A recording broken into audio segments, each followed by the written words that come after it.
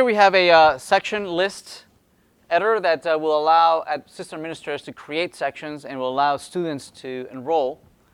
We're posting it to the server, but the server doesn't know what to do with that request. So let's go back to the server, the Node.js server, we're going to have to implement the whole thing, right? We don't have a data, we don't have a collection, we don't have a service, we don't have anything, right? So let's start from scratch. These are sections, and so we'll need a schema for this. So let's create a directory where we have sections, the sections, and we'll create a schema here. We'll create a JavaScript file here, and it'll be the section.schema first, right? The schema server.js. And in here we have to be able to capture all that information, the name of the section, right? How many seats. So let's add that for now. Let's do a var mongoose. So let's require mongoose. That's our ORM, our object relational mapping. Although there's no relationships here, right? It's a data mapper. And we'll create the schema. So this will be the section schema. It'll be mongoose. It'll be schema. And for right now, the only two things we want to care about a section is the name of the section, which is a string, and how many seats there are. So seats. So there are a couple of things that we want. So one of them would be like the max number of seats, right? And then the available number of seats. Right now, I'm just gonna do available seats and just call it seats. But you'll need to consider about max number of seats as well, right? To validate that you can't go above the max number of seats. But right now, we're just going to say this is number. Also, we want to store it in a collection called sections. Oh, I don't like plurals. Section. All right, make sense? We're going to export this. So this will be module.exports equal section schema. So I can use it outside and create my model. All right, so let's do that. Let's create not the model in a separate JavaScript file. It's good practice to put them in separate files, so you can use the schema in multiple places, not only this one model. Yes? I was wondering how we're mapping the relationship between sections and schemas. So that's in the enrollment. Yeah. When you enroll, it will say this user is enrolled in that section. Yep. Right, so let's create the model. So this will be the section.model.server.js. And so we'll load Mongoose here as well.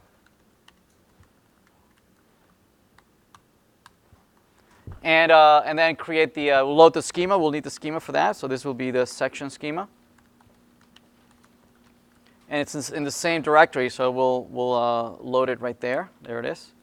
And now we can create the model out of this, right? So this will be the section model. And there will be a new model. And we'll give it the name section model. These need to be unique, right? These names, this is how Mongoose keeps track that it's the same data type. Okay?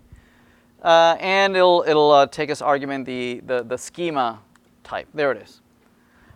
Then we need to create all the CRUD operations in here, right?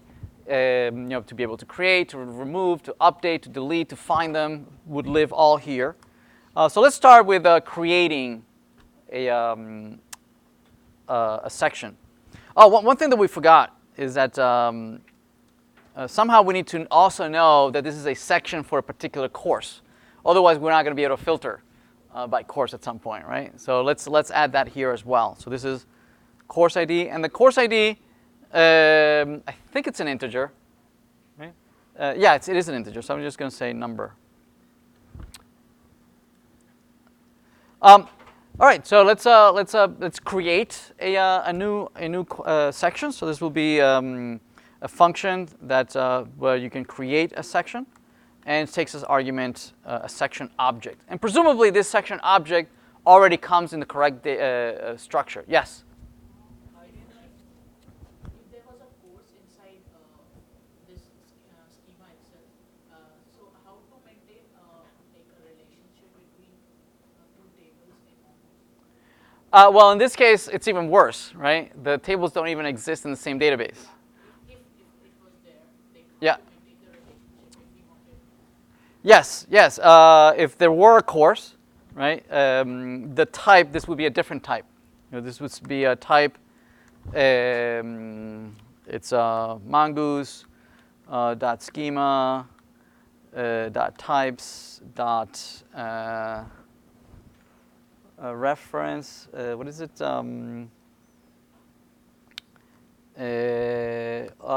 Object. I forget. Type.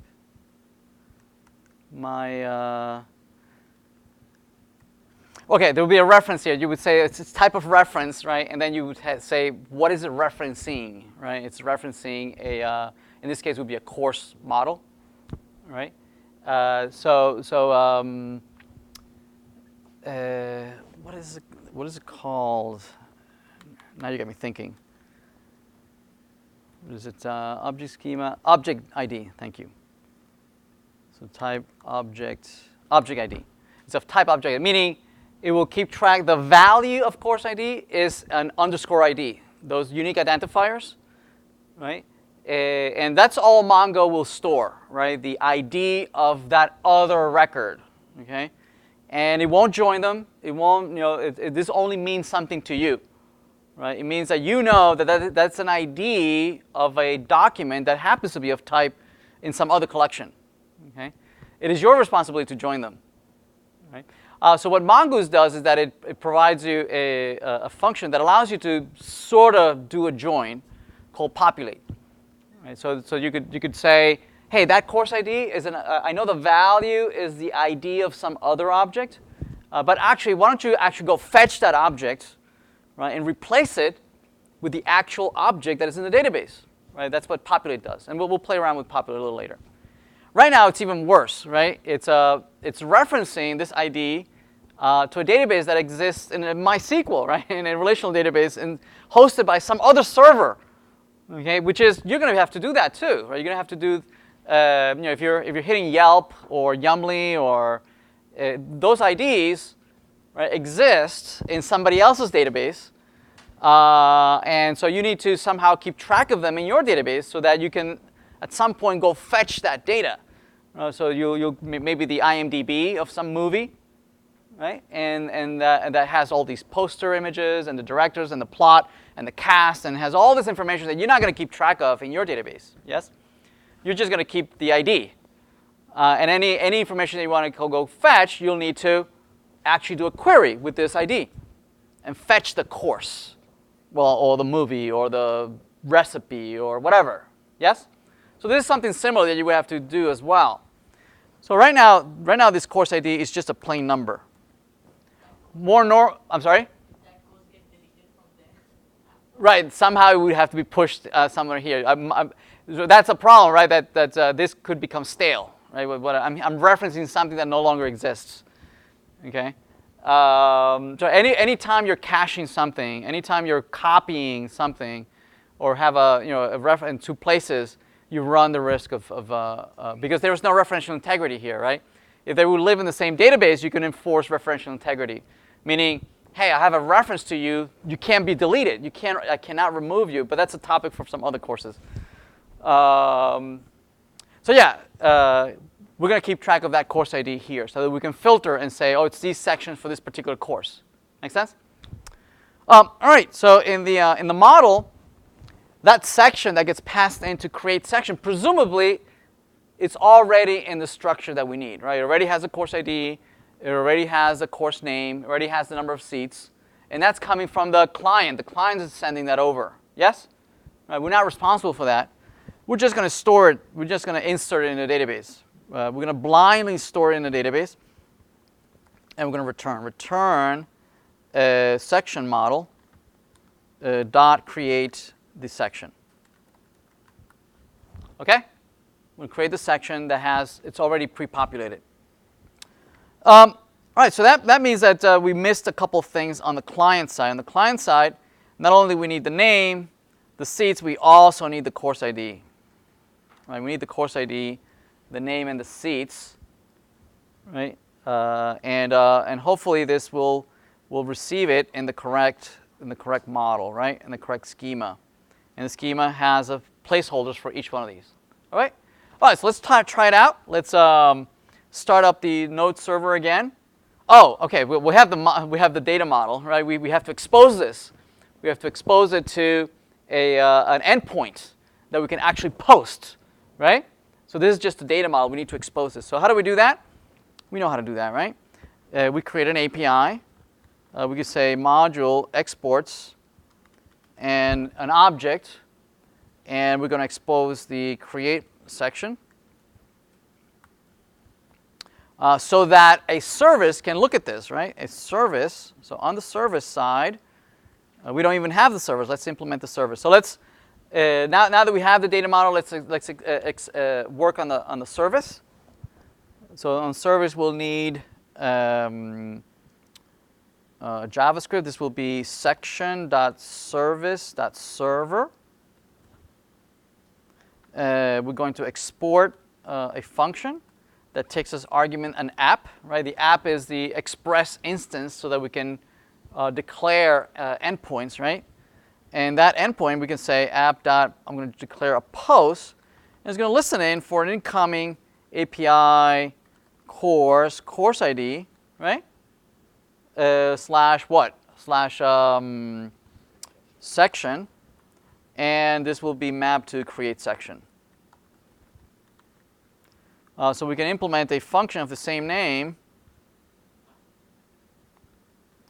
that's request response, right? It's participating in the client server lifecycle. We're going to grab the we're gonna grab the section from the body. Actually, the course ID is already in the body. We don't even have to parse it from here, right? It's already in the body of the section. Okay. So let's see. This will be var section request.body. Oops.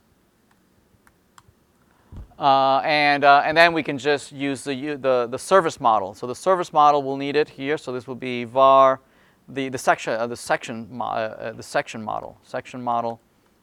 We're going to require it, and it's going to go up, down to models, down to section, down to section model. All right. So we have the section model, and now we can do the insert. We can do the create. Dot create section, and we're going to pass in the section ID. The section model that came in from the post from the client, and when the database comes back, it will have the section that I just inserted, and we're just going to send it back.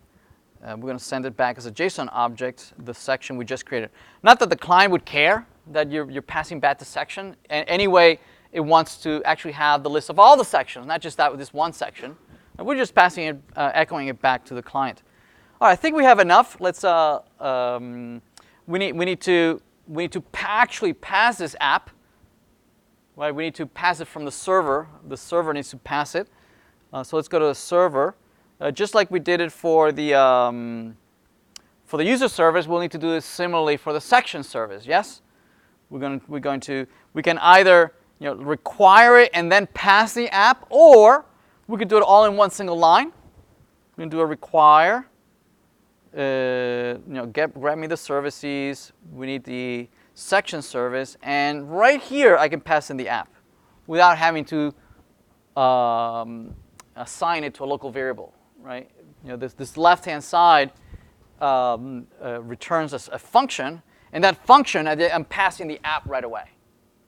Okay, so it's kind of a weird syntax, but that's JavaScript for you. All right, so I think we're all set. Now we can try the post. Let's restart the server. Are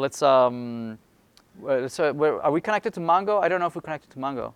Because here we are with Mongo, and we can show the collections. I think we only have the user collection. So hopefully now this will add a section collection. So on the client side, let's create a section. Section 123 and 123. Let's clear this, and let's send it over. It's still complaining. Course ID section. Cannot options. Did I start the server? I thought I did. Where? When I wrote the API? Has no course run. Coruse. Course. I meant to do that. Section. Let's restart the server. Let's try it again. Let's clear this out. Okay, so this time it didn't complain, right? We have the pre-flight call, and then there's the second one. And notice that it's coming back as the actually inserted object with an ID. So you see the underscore ID. So presumably it inserted into the database. Let's go to Mongo, and if we show the collections, notice that there is a section collection now, right? And we can see that the section, it has the name, right? The section 123, and the seats is 123, and the course ID is 5, right? So it knows exactly that we do have a section. Let's just create a couple more so that we populate this with some sections.